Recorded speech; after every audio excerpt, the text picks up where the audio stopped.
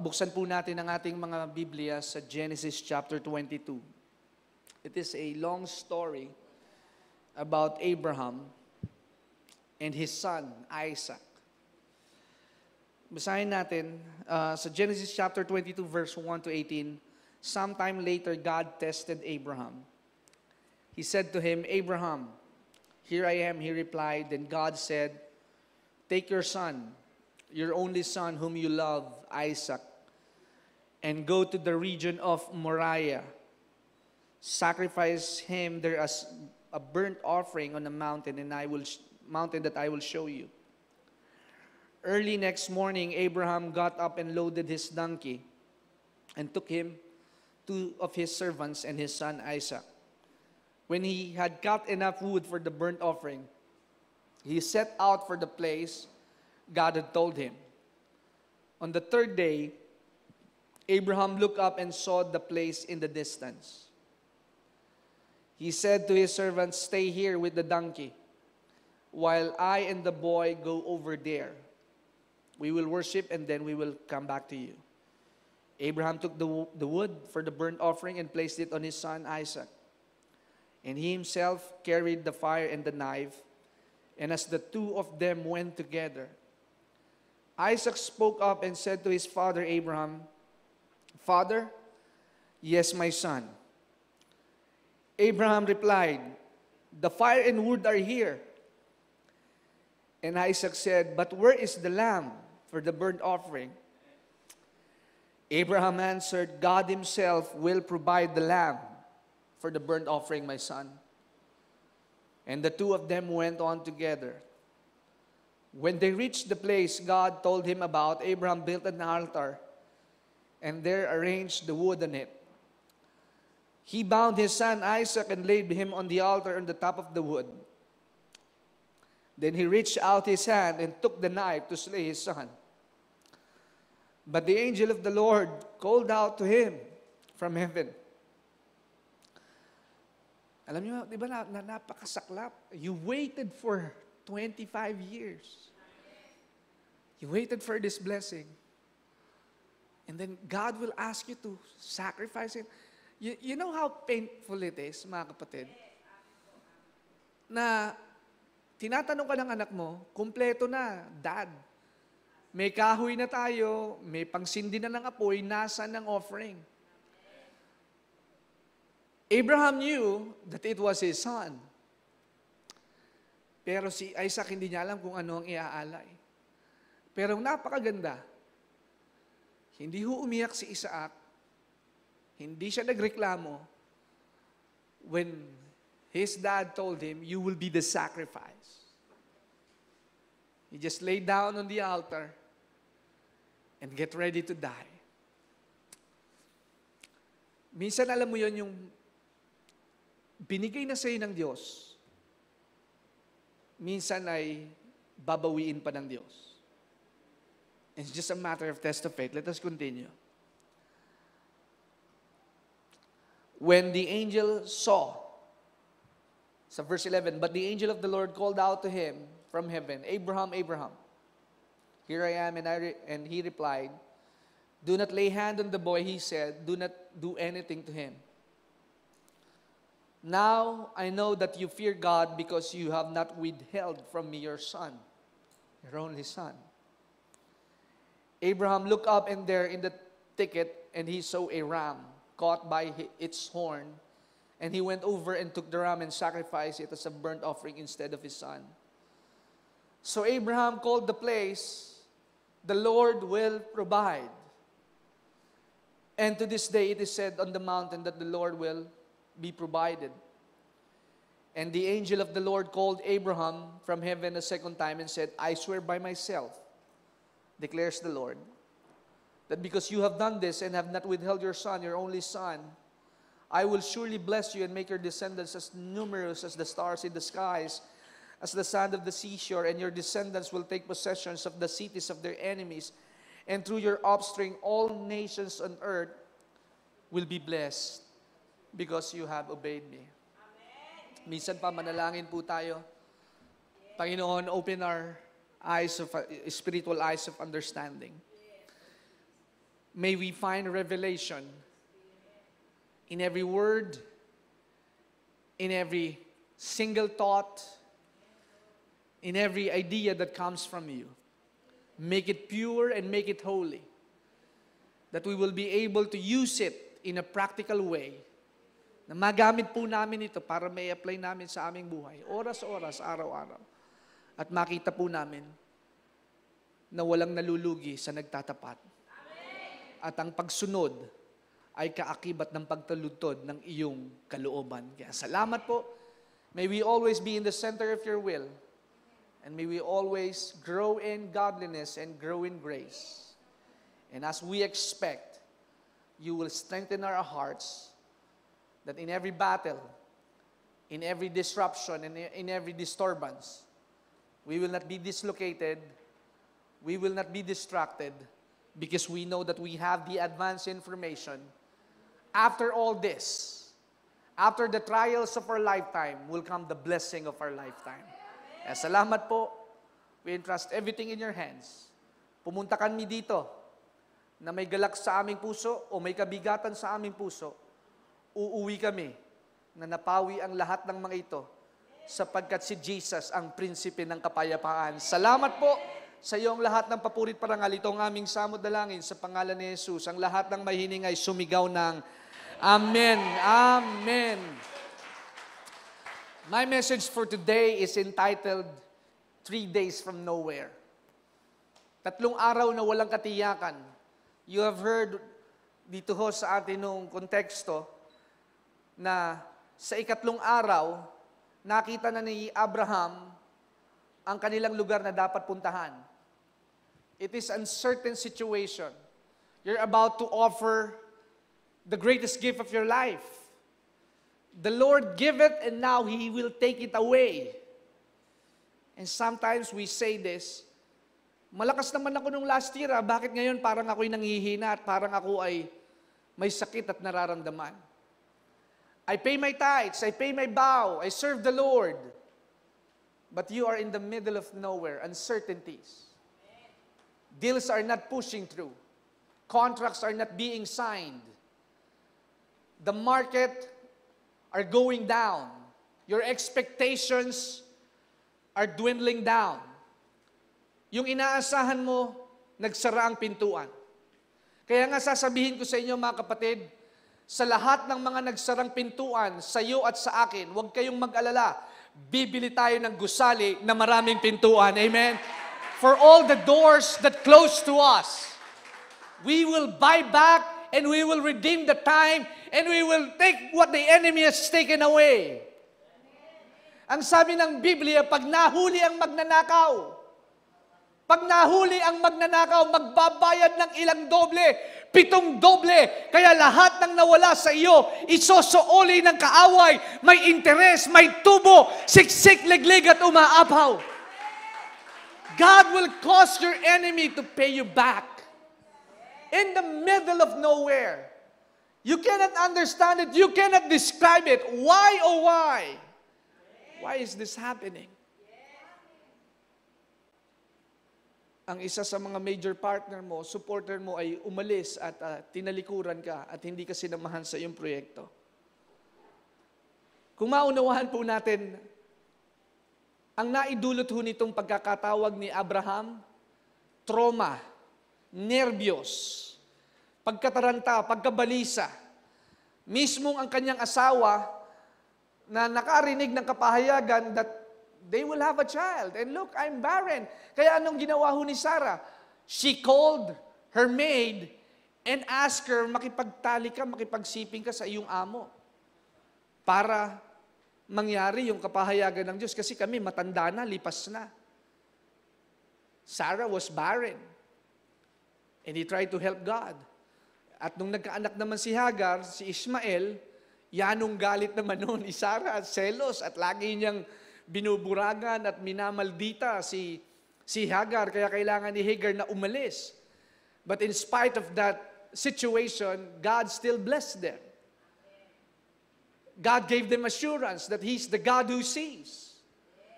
You might have the unfair treatment, but God is in charge. He is in control. You might not be feeling better, or you're not feeling good, or you're not getting any breaks of your life, but God is in control. Kaya noong mga panahon na hindi man tayo dumadami, hindi tayo lumalago, hindi tayo umuunlad, it's up to God. Darating ang mga panahon, ang Diyos ang magdadala ng kaluluwa, ang Diyos ang magdadala ng salapi, ang Diyos ang magdadala ng makakatuwang. Kaya ngayon, napakarami na nating manggagawa at napakaraming gusto pang maging manggagawa sapagkat ito yung tinakda ng ating Panginoon. You might be in the middle of the nowhere. You have nowhere to go. At hindi lamang ho itong naging karanasan ni Abraham. Nag-away pa silang magpamangkin, magtito. Si Lot. They divided the lot and the land. At hindi lamang po yun, nung hinati na nila ang kanilang mga mamanahin, pinili ni Lot ang mga nasa tabing kalsada, si Abraham sa mga bulubundukin. At pagkatapos noon, ang lugar na pinili ni Lot ay naging mga beer house at nagkaroon ng maraming mga prostitute at nakikipagtalik sa mga hayop at ito'y tinawag na Sodom at Gomorrah. But in Genesis chapter 12, God called Abraham, I will make you, I will bless you, and I will make your name great. Calling first before your destination. Pagtawag muna bago doon sa iyong tataludturin at pupuntahang lakbayin. The promises are so sweet, but the journey might be painful. The promises are good, sweet, like as the honeycomb.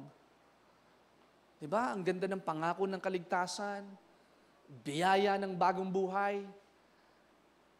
But take note of this.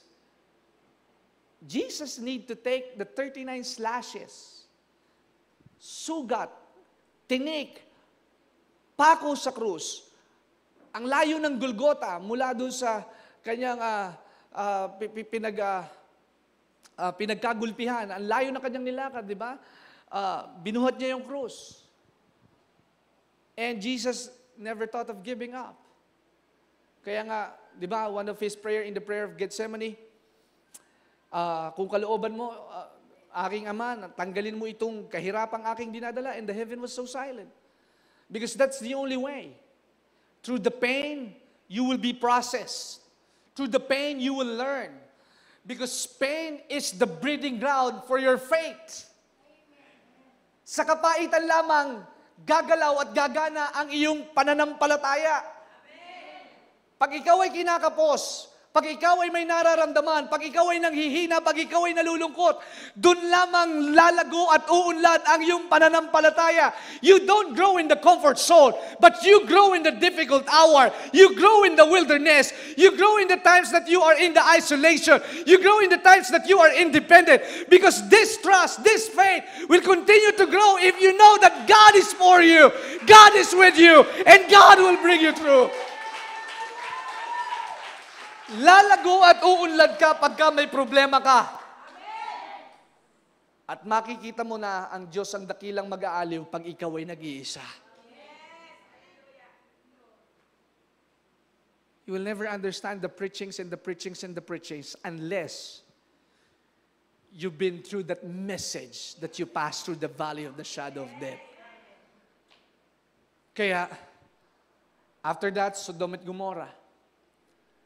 And another thing, si Sarah ho ay muntikan ng ma-rape ng isang hari. Di ba ba? Napakasalimot ng buhay. Napakasalimot ng kanilang pinagdaanan. But one thing that I understand with Abraham, his eyes are fixed. Obey. He never reasoned out. Panginoon, ang dami na nito. Ang dami ko ng pagsubok. Tapos, eto, kukunin mo pa ang aking anak. Hindi siya nag-tantrums, hindi siya nag-dilemma, hindi siya nakipag-argue. Put this into your heart. God will not always explain everything to you. Hindi niya kayang ipaliwanag kung ba't wala ka pa ring boyfriend ngayon. Hindi na niya ipapaliwanag sa iyo kung ba't wala ka pa ring anak ngayon. Hindi na niya ipapaliwanag sa iyo kung bakit hanggang 15 katapusan pa lamang ang sweldo mo, sapagkat kailangan ikaw mismo ang tumuklas. Sabihin mo sa iyong katabi, ikaw ang tumuklas. Tuklasin mo. Nasanay kasi tayo, kopya-kopya, gaya-gaya, puto-maya. Nagpasting si ganito, magpapasting ka na rin. Nagpray sila ng ganito, magpe-pray ka na rin. Remember, the prayer and the answer of God is not like sombrero, one size fit all. It will fit according to the level of your faith. Ang sabi ng Biblia, the things that can only pleases God is when you walk by faith. You walk by faith. Kaya si Abraham nagpatuloy at nagtiwala sa Diyos. At alam niya na may magandang ginagawa ang Diyos. You will never taste victory unless you fast through the test. Hindi mo mararanasan ng tagumpay kung hindi ka dumaan sa labanan. There's no victory without a fight. Kaya para masabi mo na ang Diyos ay nagtutustos, kahit wala pa yung pagtutustos, ang sabi ni Abraham sa kanyang anak, the Lord will provide. Kaya kahit may nararamdaman ka, kahit nalugi ka sa negosyo, kahit ikaw ay matamlay, sabihin mo na ako'y malakas, ako'y maligaya, ang aking immune system ay hindi maapektuhan ng COVID-19 sapagkat si Jesus ang dakilang manggagamot. Magpabakuna na silang lahat and we respect them. But to those who do not want to get vaccinated, respect them as well. Hello? Magpabakuna, okay. Hindi magpabakuna, okay din. Sapagkat ang bawat isa ay may kanya-kanyang kapasyahan. Sa buhay, sa mabuhay at sa mamatay, ito'y makakapagbigay ng kaluwalhatian sa ating Panginoon. We're living in the moment of time na mas madaling matakot kaysa manalig. Mas madaling sumuko kaysa sa lumaban. Mas madaling sumapi sa mga duwag kaysa manindigan. At ikaw ay matutuwa dahil kung sino pa yung inaakala mong malakas, sila pa ang tuwang-tuwang nagpapapicture na may bakuna na sila. Mga lingkod ng Diyos, pwede naman quiet na lang. Di po ba? Quiet na lang. Tuwan-tuwa pa. Please don't get me wrong. I'm not against for that, but we are ministers of the gospel. Hello? We are a church who are led by the Spirit. We are the church that we believe in the supernatural. We believe in signs and wonders of God. Kaya it's your choice. Lahat tayo may kapasyahan. Pero kung ito man ay yung naging pasya, huwag ito ang mas maitaas. Kaya ako galit na eh. Puyos na puyos ang aking damdamin. Dahil dito sa aking kabataan at sa aking edad na ito, iilan na lamang ang natitira na naninindigan at nananampalataya at nakikipaglaban sa pawang katotohanan at pagpatnubay ng ating Panginoon. God only needed 100 preachers to change this nation upside down.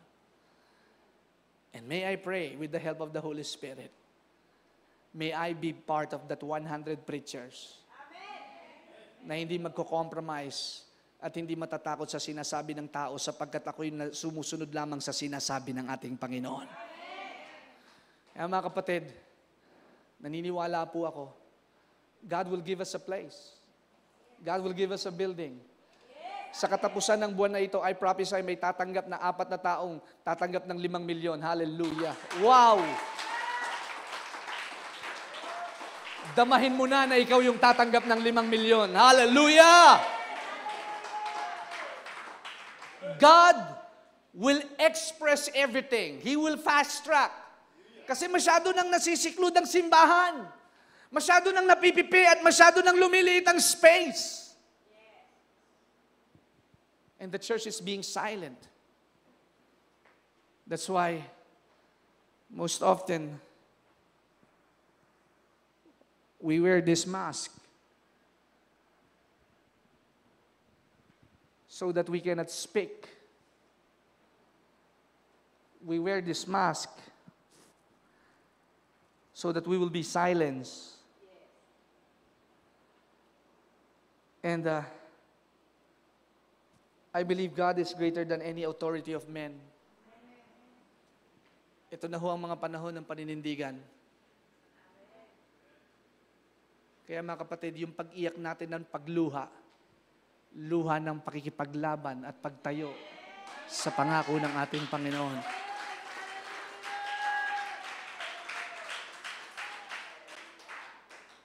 Kung kailangan sa bundok tayo magtipon, gawin natin. Huwag lamang matigil ang gawain ng ating Panginoon. Hello? Kapag gagawain ng Diyos, hindi dapat tumitigil.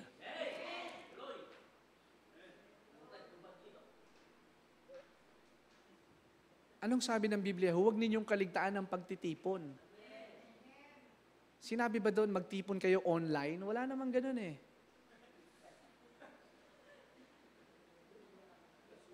Walang ganun. Magtipon kayo online. Maybe I'm making a historical statement. Kaya sabi ko nga, sabi nung isang viewer ni Daddy nung last Sunday, pwede po ba magsimba sa inyo? Kasi yung church namin sa Ortigas sarado pa. Sabi ko, sige, dito na kayo magsimba. Kasi hindi namin ho talagang madama pag online lang eh. Iba pagka may physical. It is the plan of the enemy to destroy the church. And the church will be lukewarm. In the last days, they have the form of godliness, but no power. Kristiyano, walang kapangyarihan. Kristiyano, sanguso, pero wala sa puso. That's why, in these last days, our faith should be amplified and should be strengthened. And through that, our faith will grow as we hear the Word of God. Kaya si Abraham ay tinaguri ang man of faith or the father of faith because he never wavered, he never faltered.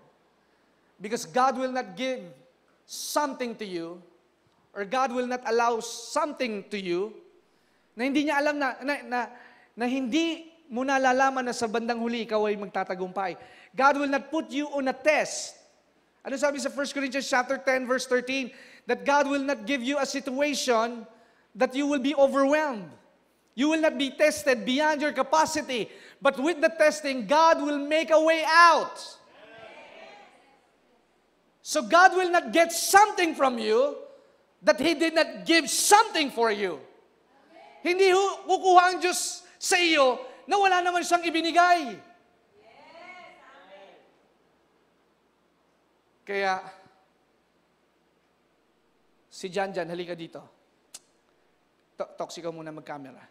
Diyan ka lang. Huwag muna, dyan. Halika dito. Jan, akin na yung wallet ko. Ayan, diyan ka lang. Yung wallet ko, bago ako mag-preach at bago ako tumayo dito, ibinigay ko na sa kanya. Kaya, yung kukunin ko sa kanya, akin. Kaya kung anuman ang iyong pagdaanan, anuman ang mga dumaraan sa iyong buhay, sinidlan ka na ng Diyos sapagkat alam ng Diyos na meron kang ibubuga, meron kang ibibigay, at meron kang kayanan. Because God deposited something from you. God will not ask something if He did not deposited something from you. Kaya dahil, alam ko na kay Jan ang wallet ko, as the father, I have the right, akin na yung wallet ko. At dahil sinauli mo sa akin yung wallet ko, na nandito ang aking credit card at nandito ang aking license, I will be generous to you. I will give you 100. At dahil masunuri ka, I'll give you another 100. Dahil graduate ka na pala at ikaw ay mabuting anak at masipag na manggagawa ng church, I will give you another 100. Because when you give something from God, when God asks something from you, He will always give you exceedingly, abundantly, above what you ask. Kaya, salamat Jan. Kaya nung sinabi ng Diyos, Abraham, give me your son. But God has another thought. Hindi niya basta-basta sisilain yung anak ni Isaac. Sapagkat alam ng Diyos, He is just testing him for his obedience and his faithfulness. If you only knew, if you only understand, kung maunawaan mo, pagkatapos ng pagsubok, pagkatapos ng bagyo, pagkatapos ng kalungkutan, ay pagdiriwang at pagpapasalamat sa katapatan ng ating Panginoon.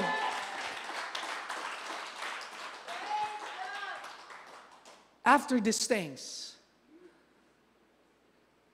you will not experience the reward and the greatest testimony of your life if you will not pass through it. Alam niyo mga kapatid, you will not see the big picture or the details. Ang Diyos so pag may pinagawa sa atin, hindi niya ipapakita yung buong detalye. Magsaliksik ka. Manahimik ka. Ang madalas sa atin pagka may problema, takbo ka agad kung kani-kanino, takbo ka agad kay pastor. Pastor, i-counsel mo naman ako, hating gabi na. Ano ba naman? Wala ba? Hindi pa kami pwedeng matulog. Pastor, paano ba maging masaya? Pastor, may problema kami mag-asawa. Pastor, hindi pwede, pupunta na kaagad ako dyan sa bahay ninyo kasi may problema kami.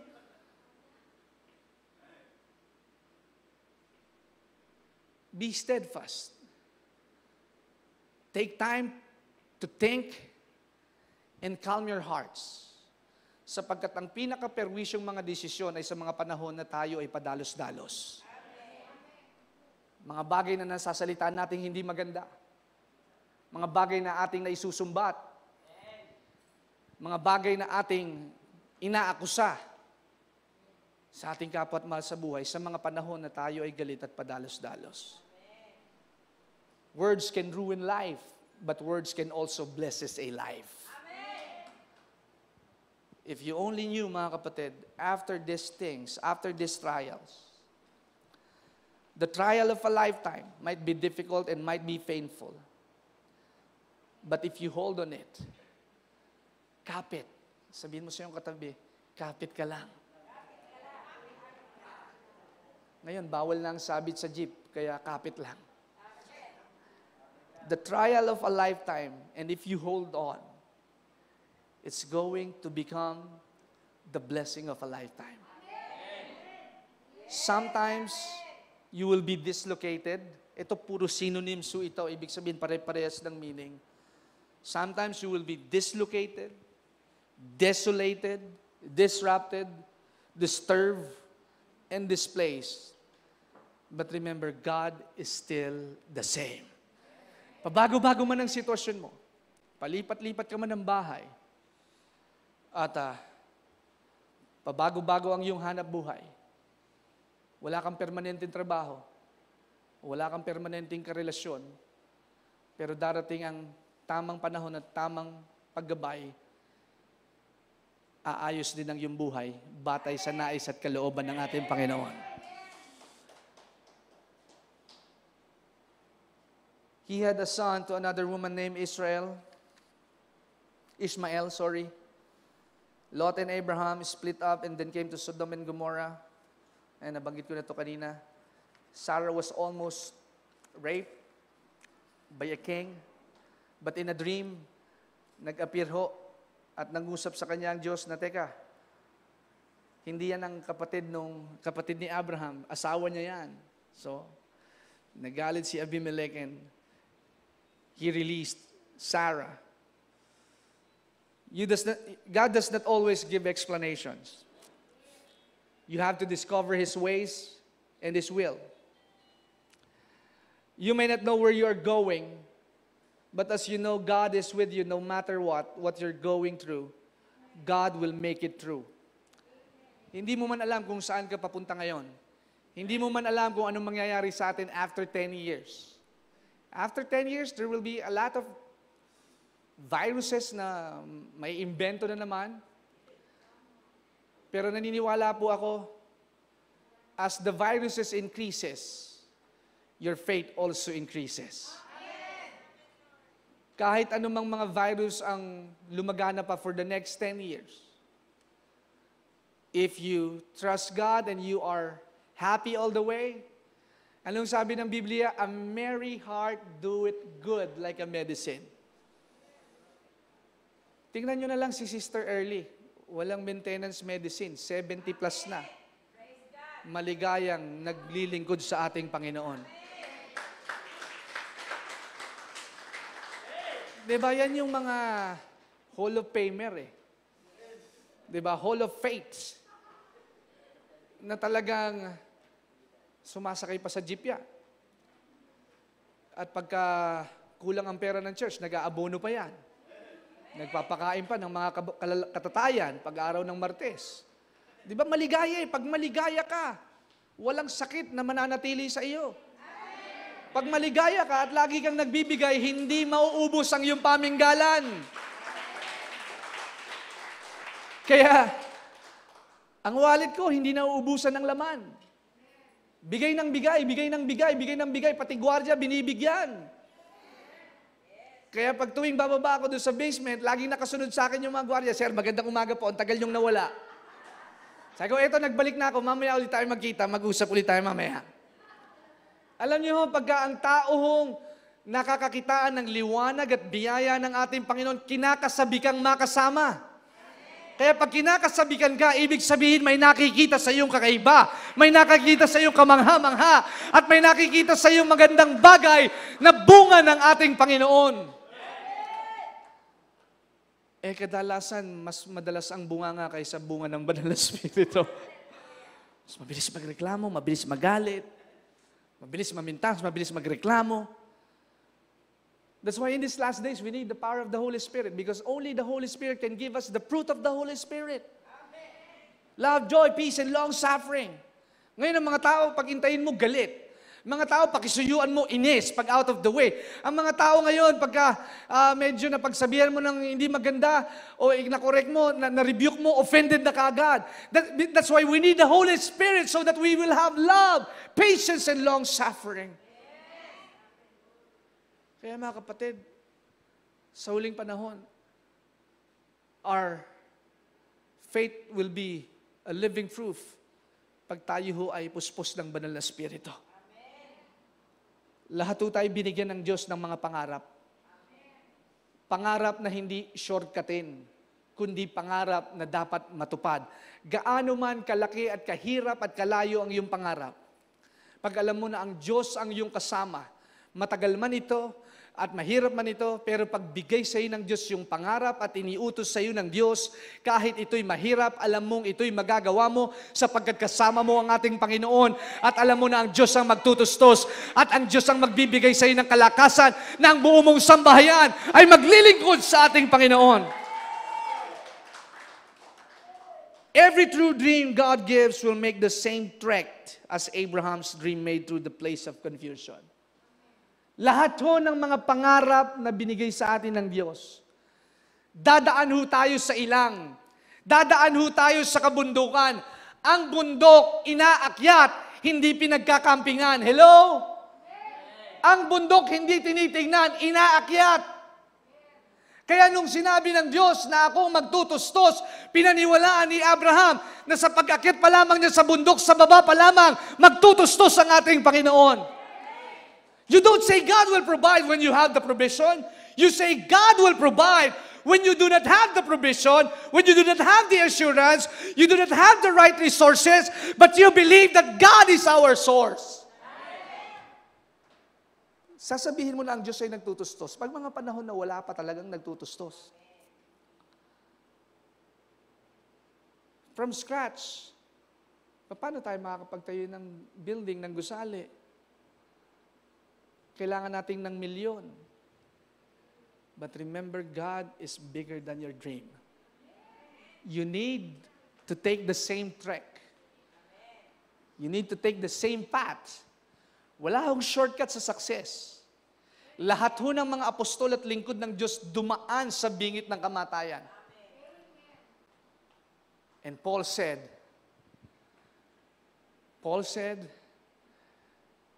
I do not look on my past, but I pressed on toward the mark. I consider that everything that I have learned as rubbish, basura. But one thing that I gain is the sweet aroma of knowing Jesus Christ as the ultimate thing. Dadaan ka ho sa mga lubak. Dadahan ka sa mga gitgitan, panayaan. May mga maiinggit sa iyo. May mga manlalaglag sa iyo. You will face that kind same threat. But remember this. God is always ahead of you. After this, pagkatapos nitong 3 araw, makikita mo, eto na yung pangako. Ano nangyari pagkatapos ng tatlong araw? Di ba umakyat sila doon sa bundok ng Mount Moriah? This is the final confirmation that I will make your name great and I will, anong sabi sa verse 15? I swear by myself, I will surely bless you and make your descendants as numerous as the star. Kung hindi naging masunurin si Abraham, hindi sana magiging ganito ang salaysay ng panalangin natin. Ang Diyos ni amang Abraham, Isaac at ni Jacob. That you're the God of our father Abraham, Isaac, and Jacob. What if Abraham missed the opportunity? What if you missed the opportunity na maging gamit ng Diyos para sa biyaya ng Diyos binyan? Hindi mo makita yung conclusion ng buhay mo. But if you will participate on the free phase, on the table of contents, on the introduction, amen? Di ba? Yun yung parte ng libro ng aklat, the table of contents, the free phase, the introduction. Ang hirap po magbasa ng libro, ha? Pagka lalo na yung mga nobela at mga kwento, napakahaba, napakatagal. Gusto mo conclusion na kaagad na si Malakas at Maganda silang nagkatuluyan. Pero yung makikita mo yung mga labanan ni Florante at Laura, medyo pumunta pa sa mga bundukin. Napakatagal ng storya. But you know what? That's spice of the story. Kaya nga, your story is different because God created unique. God created you unique and different. Kaya yung kwento ng pagpapamilya mo, kakaiba sa kwento ng pagpapamilya ng iba. Amen. Yung kwento ng ating church ay iba sa kwento ng ibang church sapagkat tayo'y may sariling karanasan, sariwang kapahayagan, at sariling pagkilos ng ating Panginoon na napapanahon ngayong 2021. At ito'y kakaiba, at ito'y napakalaki, at ito'y bagos at sariwa sa lahat ng pagkakataon. 2021 for this church will be greater and mighty. 2021. 2021. And I can feel it. Because God is the God of exceedingly and abundantly. He always exceed our expectation. Kaya kapag sinabi mong pinagaling ka na, kailan mo sasabihin pinagaling ka na? Kapag malinaw na ang mata mo, malinaw na ang iyong pandinig. Pag hindi ka na iika-ika at may nararamdaman, kailan mo sasabihin na ikaw ay pinagaling na sa mga panahon na nandun pa ang sakit at kirot? Kailan mo sasabihin pinagaling ka na? Pag wala ng arthritis? Pag nakainom ka na ng antibiotic? Pag nakainom ka na ng supplement? Kailan mo sasabihin pinagaling ka ng Diyos? Eh di sa mga panahon na may kumikirot? Hello? Sa mga panahon na ikaw ay hindi makatulog dahil ikaw ay may insomnia, doon mo sasabihin na ang Diyos ay dakilang magagamot, na ang Diyos ang magpapagaling, at ako'y kanyang pinagalingan sa mga latay at dugo ng ating Panginoon. You will not say it when you get better. You will say it when you are in the grueling point of your life na muntik at malapit na kayong maghiwalay na mag-asawa. Doon ang labanan sa mga panahon na gusto mo nang bumitaw. Sa mga panahon na gusto mo nang sumuko. Nandoon ang simula ng pananalig. Abraham did not listen to the voice of any other people. He listened only to the voice of God. Because the voice of God is the voice of victory. The voice of serenity, the voice of peace, the voice of assurance, the voice of confirmation, the voice of truth, and the voice of our saving grace. Hallelujah! Kaya kapag alam mo, tinig ng Diyos. Tinig ng Diyos. Tinig ng Diyos. hindi ka mahirap kausapin ng Diyos kung siya'y may pinapagawa sa iyo. Remember, on Friday, they crucified Jesus. But 3 days later, He rose again. It might be Friday, Biyernes Santo. Di ba? Mukha ka na namang Biyernes Santo. Sabi ng ibang kawikaan. Di ba malungkot ang Biyernes Santo? They thought that they lost everything. The promise is dead. But remember, the promises are alive. Akala mo yung pangako, patay na. Akala mo hindi na mangyayari. Akala mo wala nang himala. Akala mo sila na ang nagwagi. Pero teka muna, nasa akin ang huling halakhak. Teka muna, hindi ko pa ito itataboy ang mga magagandang balita. Teka muna, I will not throw the white towel because I have the final word. My God is not dead. He is alive and He is coming to save me and He will redeem me because God will give me double for each trouble. Hallelujah! God will give me double for each trouble. Double for each trial, mga kapatid. Double for each trouble. Zechariah chapter 9 verse 12. Malaking pagsubok. Ngayon ko lamang ito naunawaan. Malaking pagpapala. Malaking problema. Malaki ang paniniwala ng Diyos na makakayanan mo yan. Never doubt your vision. Don't be discouraged if people don't agree with your vision. You don't need the validation of someone else. You don't need the approval of men. Ang Diyos lang ang sumang-ayon sa iyo. Sapat na. Sabihin mo sa iyong katabi, ang Diyos lang ang sumang-ayon sa iyo. Sapat na. And I will close, mga kapatid. The Lord provided a ram. At ang sabi ng anghel, ito ang iyong ialay. Nakita namin ang iyong pagsunod. And I was flipping some Bible verses last time, kahapon noon ng umaga. Dinala ako ng Diyos sa Joshua chapter 21, verse 45. Ang sarap makita nung ending eh. Makikita mo si Joshua tagumpay. Diba, sinabi niya na napakabuti ng Diyos. Itong sabi niya sa Joshua chapter 21, nilupig na nila lahat ng mga kalaban ng Israel. And they were on the mountaintop of savoring the victory. The smell of sweet victory. Sweet, sweet victory. Sabi ni Joshua, sa Joshua chapter 21 verse 45, he reminded his people, ito, tanggapin nyo na lahat ng mga pamana. Nagtagumpay tayo, nandito lahat, this is your inheritance, o tribe of Reuben, o kayo, nandyan, kunin nyo na yung mamanahin ninyo, yung portion ninyo. Sabi sa verse 45, not a word failed of any good thing which the Lord had spoken to the house of Israel. And then what it says, it all came to pass. Tagalogin natin, mga kapatid, ha?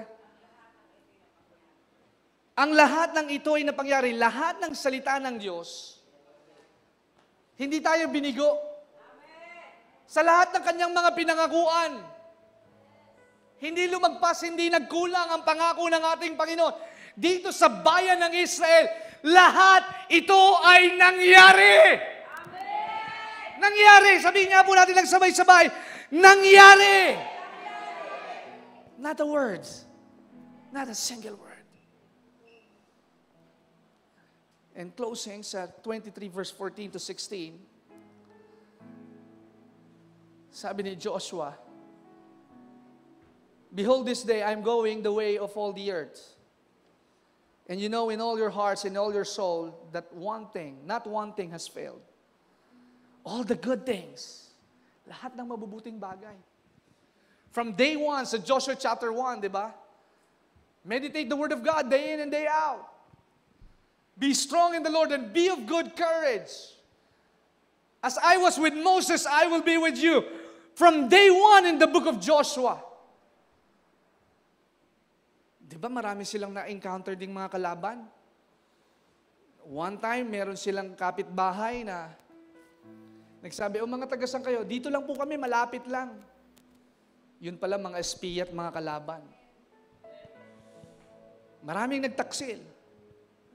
Maraming nakalaban si Joshua. And yet, God proved Himself that your call is higher than your fall. Pag tinawag ka ng Diyos, mabigo ka man ng paulit-ulit, magkasala ka man ng paulit-ulit, iaangat ka at ibabangon ng Diyos at hindi ka nababalik sa kaputikan ng kasalanan. When you have the Spirit of God, makukumbikta ka. Mag-iisip ka palang gumawa ng masama, matatakot ka na kasi alam mo na nakatunghay at nagmamasid sa iyo ang ating Panginoon. Not a single minute, not a single second. Your pastor cannot watch over you, but God is watching you.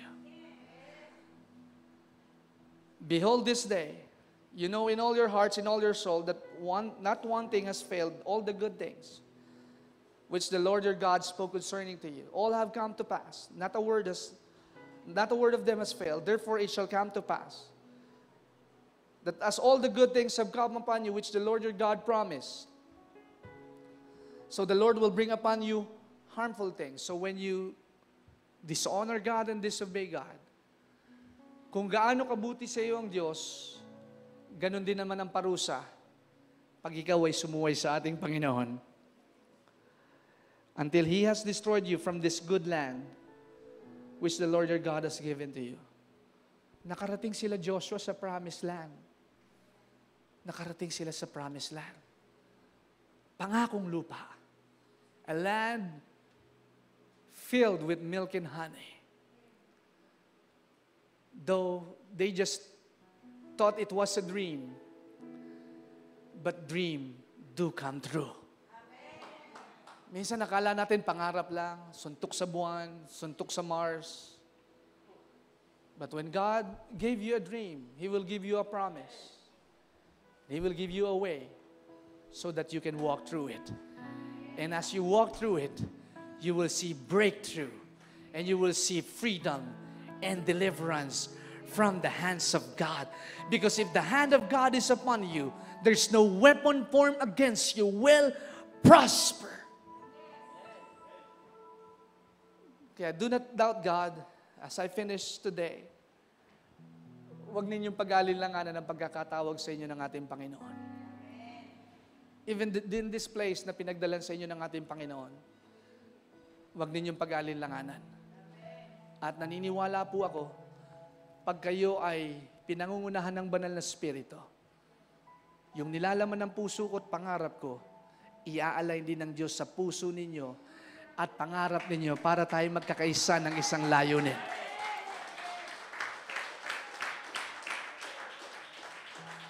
Hindi po pwede na ako paabante tapos kayo naman paatras. Pasulong, yung isa naman puro bulong. Pag tayo lahat ay pasulong, sulong, tuloy-tuloy. And I will be moving forward. And let us forget the past. Gaano man naging kasaklap at katindi ang naging kapaitan ng iyong buhay, tandaan mo, God is the God of new beginnings. 3 days from nowhere, mga kapatid. 3 days you can understand and you have no idea where God is leading you.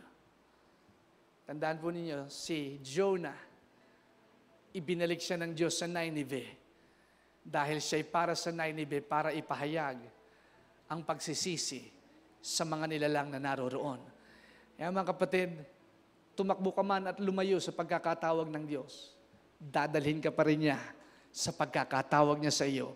Sapagkat ang lumikha sa iyo, siya ang masigit na nakakakilala sa iyo. Ang lumikha sa iyo, ang may dakilang plano sa iyo. Ang lumikha sa iyo, ang may dakilang gantimpala sa iyo. Ang lumikha sa iyo, ang may pagmamayari sa iyo. At dahil ikaw ay kanyang pagmamayari, siya ay kailangang may bahagi sa iyong buhay. God should have part over your life. And today, as we leave this place, are you confused? Do not be confused. Are you distracted? Are you feeling left out? Ngayon pong tanghaling ito, God is providing another sacrifice in the altar. Ialay mong yung sarili, ialay mong yung buhay, at huwag kang matakot. Ang Diyos ang magsisiwalat sa iyo ng makamangha-manghang bagay. Open my eyes that I will see the beauty of your kingdom. Open my eyes, Lord, I want to see Jesus. I want to see Jesus. Open my ears, Lord, I want to hear your voice.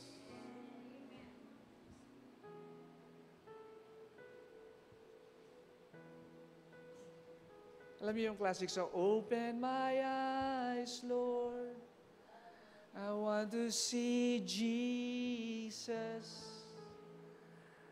Open my ears, Lord. Pakihanap nga sa ano yun, yung lyrics na yun. Tayo lang natin si Jermaine. Kailangan makita ho natin ang ating Panginoong Hesus.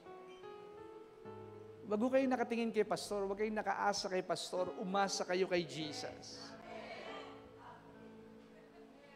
I'm not a perfect person. But if you want to be perfected, Paul said, imitate me as I imitate Jesus. Ang hangaan po ninyo ang ating Panginoon. Kung gumagalaw at kumikilos ang Diyos sa buhay ko, well, you can clap and you can be amazed. But I tell you, what God can do it to me, He can do it to you. Hallelujah. Please all stand.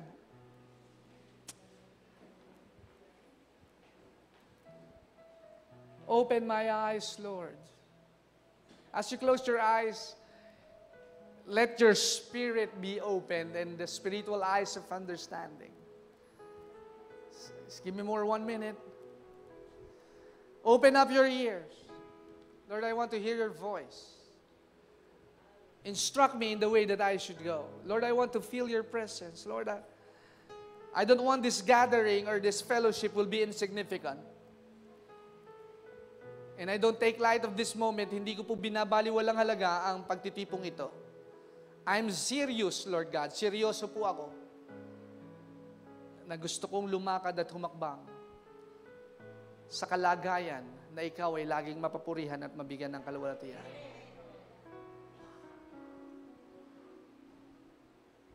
Open my eyes, Lord. Help me to see your face. Open my eyes, Lord. Help me to see. Open my ears, Lord. Help me to hear your voice. Open my ears, Lord. Help me to hear. And open my heart, Lord. Help me to love like you. Open my heart, Lord. Help me to love you. We give you honor, we give you glory. Father, in the name of Jesus, we are all blessed with spiritual blessing. And Lord, as we receive our paycheck, it is more than enough. Because the one who is the signatory is the author and the finisher of our faith. We might have the post-dated promise, post-dated check, but we are assured the one who signed it is the ultimate. God is the God of all source, the God who will never fail us, and those who trust in Him will never be put into shame. Kaya aming Ama, maraming salamat. Ang bukas na pintuan ng langit ay aming tinatanggap. Ang pagdaloy ng rumaragasang pagpapala ay aming inaangkin ng kagalingan, katubusan, kalakasan, at kalusugan at kayamanang kakaiba sa pangkaraniwan ay aming inaangkin at tinatanggap sa oras na ito. Maghari ka at pagpalain mo kami higit sa aming kayang isipin at kayang sukatin. May the Lord bless you and may the Lord keep you. May the Lord make His face to shine upon you and be gracious to you. May the Lord lift up His countenance and give you the shalom, the peace of God, which passeth all understanding. You are blessed and highly favored in the Lord. In the name of the Father, the Son, and the Holy Spirit. In Jesus' name. Amen.